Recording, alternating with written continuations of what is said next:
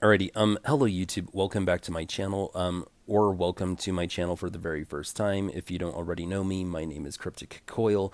Some of you watching this video, it's probably going to be your first time ever watching my video, and probably the last time as well. And the reason why I say that is because I don't typically talk about sports on my channel. I'm only so into sports, but I love the NBA. My team is the San Antonio Spurs.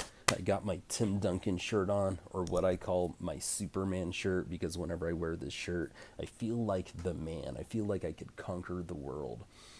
But anyway, the reason why I'm making this video is just because I want to state my case, and I want to put my thoughts out there, because the YouTube NBA basketball community has been bringing up the GOAT debate between Kobe Bryant and Tim Duncan a lot lately. Jimmy High Roller just did a video where he shared his hot takes, and his hot take was that Tim Duncan has become overrated. It's like, really, whatever. And Johnny Arnett and some of his friends did a live stream where they debated the case between Kobe Bryant and Tim Duncan, and I think only one person on that live stream picked Tim Duncan, even though everyone else gave Duncan some respect and gave him some flowers, and I appreciated that, but everyone picked Kobe Bryant. Well, let's just get this out of the way. Yes, I'm biased. Yes, I'm a Tim Duncan fan. Right after Michael Jordan won his last NBA championship with Chicago and retired from the NBA, my family moved to San Antonio. I was 12. All my friends at school were Spurs fans. My neighbors were Spurs fans. The Spurs won a championship that year. It was the beginning of my formative years. I became a Spurs fan for life. I couldn't help it. I didn't really have much of a choice. But I when we debate, who has the greater GOAT case, Tim Duncan or Kobe Bryant, I pick Tim Duncan. And yes, I am biased, but I'd like to try to put my bias aside as best I can and tell you why. All right, so we are going to talk a little bit about reality, what really did happen, but I also want to throw out some what ifs, okay? Let's get the what ifs out of the way, and then we'll talk about reality. As a Spurs fan, I didn't get Kobe Bryant. I got Tim Duncan. And with Tim Duncan, I got 5 rings. That's the same amount of rings that Kobe Bryant won during the exact same 20-year period. Kobe was there for 20 years. Duncan was there for 19 years, but they perfectly overlapped. Kobe just got there 1 year before Duncan, but then the next year when Duncan got to the NBA, they ended their career with the exact same amount of rings, even though they played during the exact same time in the exact same conference. So whether so even though I got Tim Duncan, I mean, my team still got 5 rings. Okay, so there's that. Now here's where I want to introduce my what if scenario. What if Tim Duncan went to LA instead of San Antonio? And what if Kobe Bryant came to San Antonio instead of LA? I honestly think that the Lakers would have been better off than the Spurs would have been. The Lakers would have been much better off with Tim Duncan than they were. Don't get me wrong. I mean, the Lakers did pretty good with Kobe Bryant, but if there's some other universe out there where Tim Duncan went to LA instead, and then Kobe went to San Antonio instead, and if we could, see it like, on TV or something, like if we could watch what happened during those years that they were there, I think that LA fans would have been better off. Okay, let's talk what happens with Kobe in San Antonio first. All right, so Kobe goes to San Antonio. I think that he butts heads and clashes with David Robinson the same way he butted heads and clashed with Shaq. I don't think that Kobe would have had the same relationship with Pop that Tim Duncan had, and I don't think that Tony Parker and Manu Ginobili would have become Tony Parker and Manu Ginobili. I don't think that San Antonio would have won any rings with Kobe Bryant, because I think that Kobe, especially in his younger years, would have been too selfish of a player to buy into the Spurs system that people use against Duncan whenever we debate this GOAT case. And I think that when Kobe's contract would have been up with San Antonio, I think that he would have hopped to another team. Meanwhile, over in LA, Tim Duncan gets to work with Shaq, and Tim Duncan and Shaq become the most dominant Twin Towers we've ever seen, even more dominant than Samson and Elijah. It would have been like watching Bill Russell and Wilt Chamberlain on the same team. Okay, it would have been crazy. Then, eventually, Phil Jackson would have come to LA, and Tim Duncan would have had the exact same relationship with Phil Jackson that he had with Pop in this universe when Tim Duncan was with San Antonio. Shaq and Duncan would have gotten along. They wouldn't have fought. They wouldn't have butted heads. I don't think Shaq would have left LA. He would have probably even retired from LA. I think that Duncan would have been instrumental in creating a system that Phil Jackson wanted to implement in LA, that would have not only rivaled but even superseded the system that San Antonio has always had. And because Tim Duncan's not in San Antonio isn't going to become the dynastic powerhouse that it did become with Tim Duncan. The dynastic powerhouse that LA has always been is going to amplify because Tim Duncan is there. And he's getting along with Shaq, and he's getting along with Phil Jackson.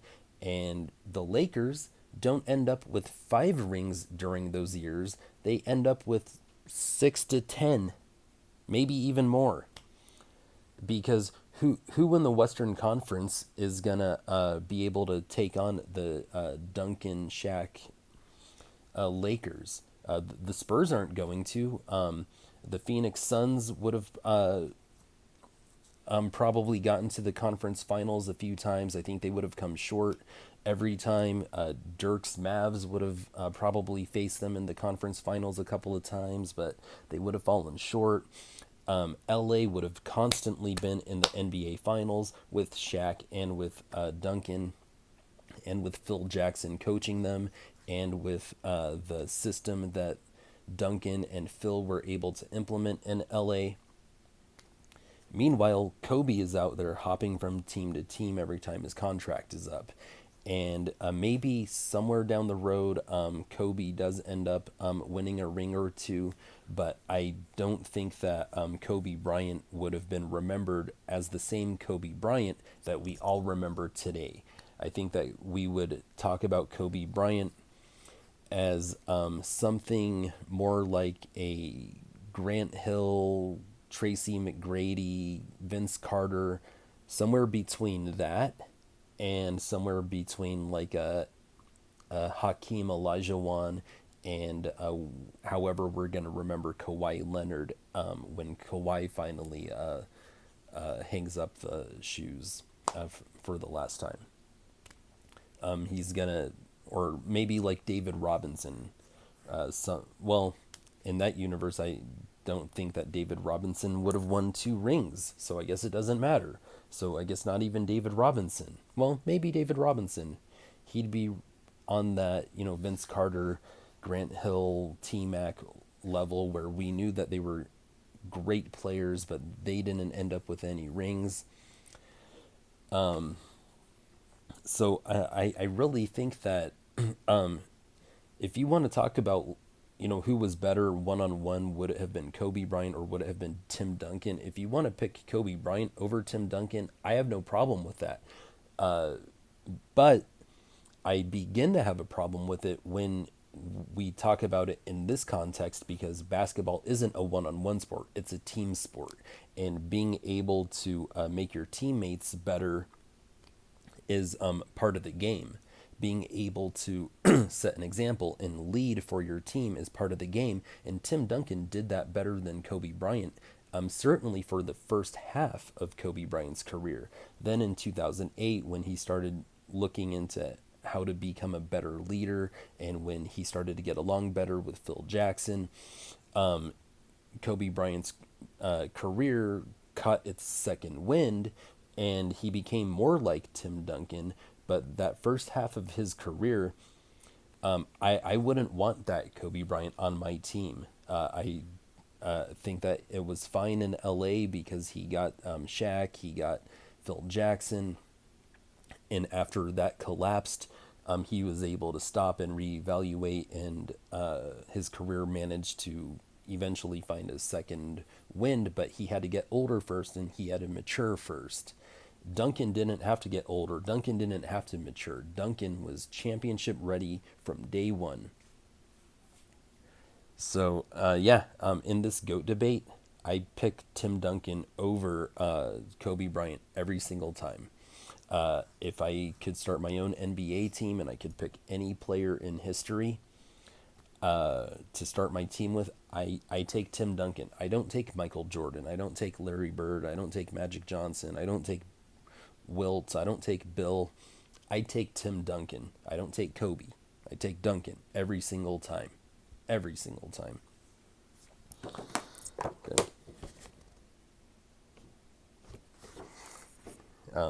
Got the shirt, got the hat. Okay. Love my Spurs. I love Tim Duncan. Okay, but now let's talk a little bit about reality. So, Duncan fans will, have their points. The Lakers fans will have their counterpoints and vice versa, all that.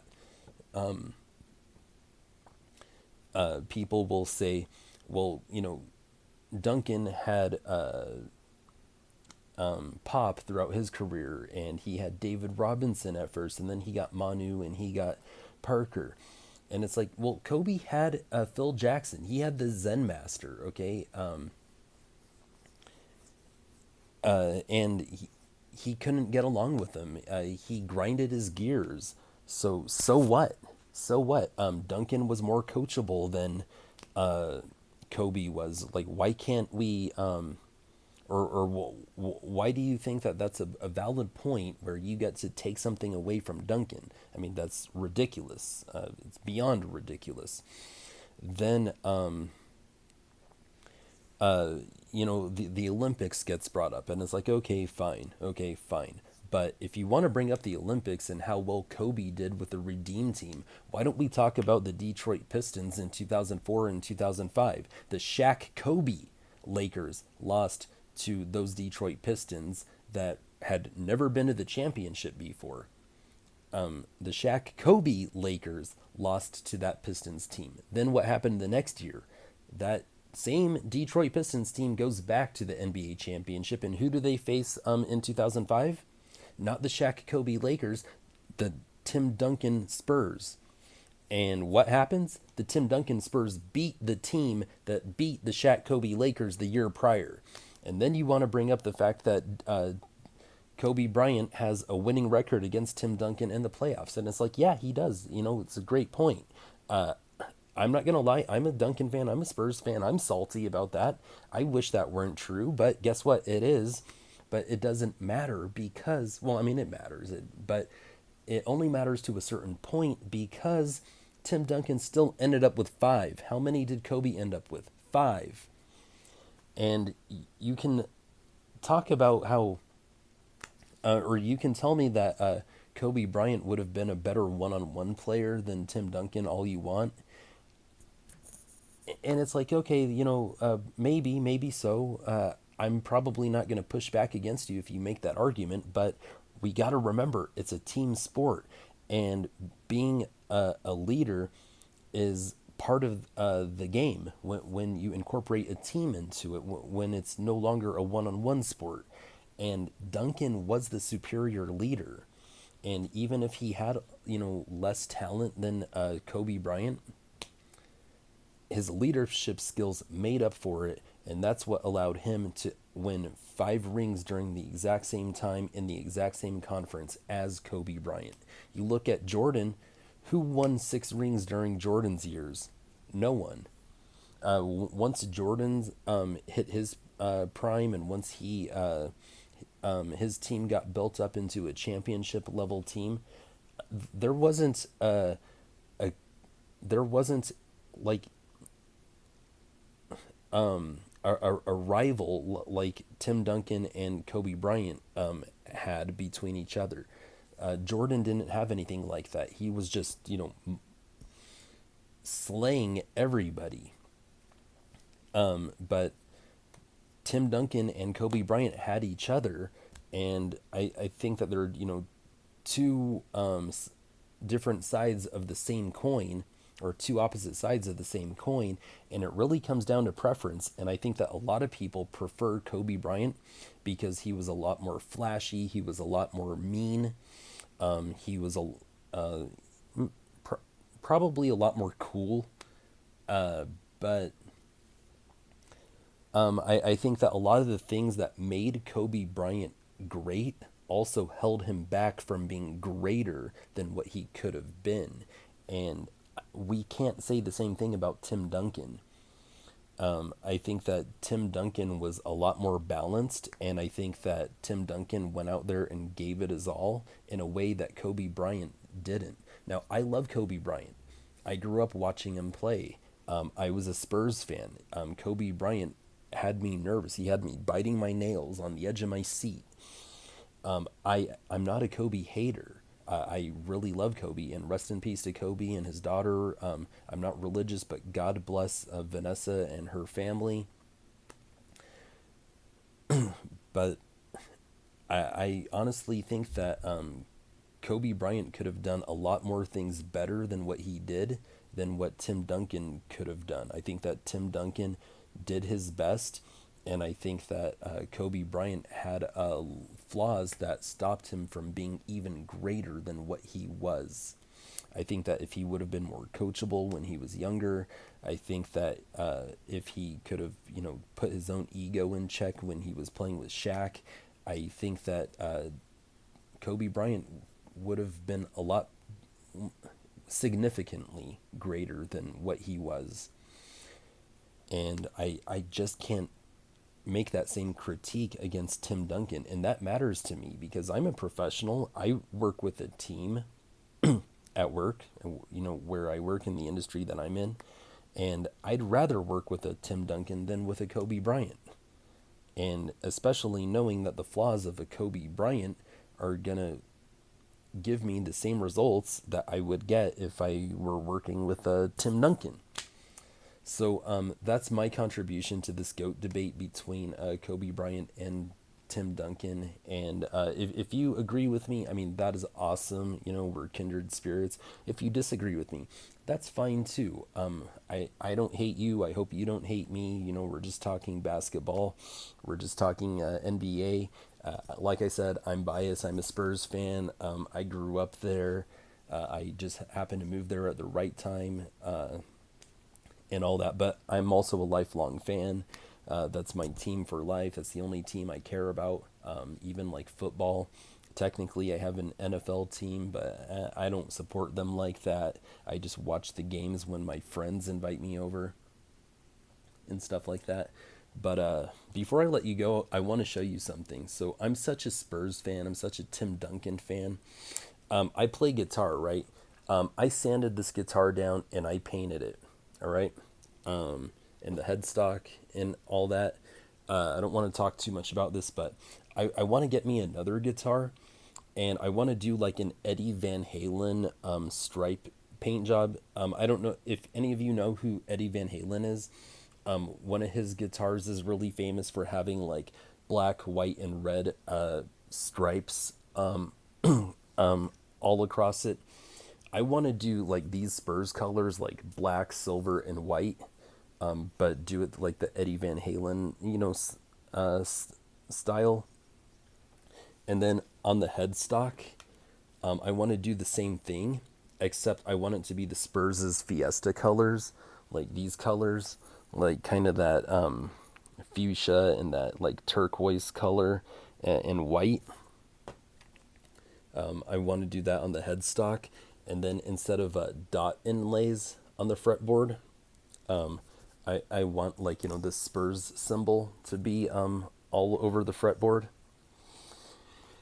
And I was thinking even like maybe on the 21st fret I could have an inlay that says 21 for Tim Duncan, and maybe like a on the 5th fret it'll say 50 for David Robinson, and stuff like that, different players as jersey numbers, like maybe a 1 for Victor Wembanyama. And then get like Tony Parker and Manu Ginobili get their jersey number on that fret or whatever. I think that would be fun. I'd like to have that guitar made or do it myself soon. I won't be able to do the fretwork by myself. I'll have to pay someone to do that for me, but that's something that I would love to do, something I would love to have. And then I'd like to make another one, and I'd actually like to give it to like a Tim Duncan, just as a gift. Like even if he doesn't play guitar, just make something like that and give it to him as a gift. I think that would be a lot of fun. But anyway, I'm gonna let you guys go. Thank you guys for watching. I hope you had some fun with this. Horns up and peace out.